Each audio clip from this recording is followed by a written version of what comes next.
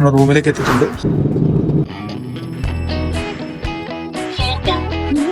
പവിയുടെ first ഫ്ലൈറ്റാണിത്. ഞങ്ങൾ expect ചെയ്തതിൽ നിന്നും വിപരീതമായി അവൻ ഫ്ലൈറ്റിൽ ഫുൾ എൻജോയ്മെൻ്റ് ആയിരുന്നു. ഭയങ്കര അലമ്പായിരിക്കും എന്നാണ് ഞങ്ങൾ വിചാരിച്ചത്. പക്ഷെ അതുപോലെയൊന്നും ആയിരുന്നില്ല. അവൻ അടിപൊളിയായിരുന്നു ഫ്ലൈറ്റിൽ. അപ്പോൾ കയറിയപ്പോൾ തന്നെ കളിക്കാനായിട്ട് സ്റ്റാർട്ട് ചെയ്തു.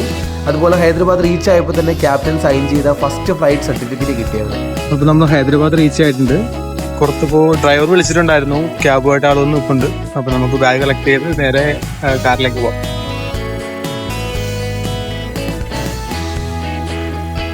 എയർപോർട്ടിന്റെ പുറത്തെത്തിയിട്ടുണ്ട് നമ്മള്.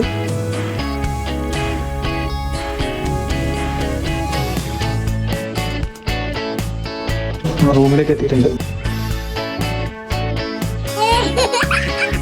ഇപ്പൊ നമ്മള് ഫസ്റ്റ് ഡെസ്റ്റിനേഷനിലേക്ക് പോവാണ്.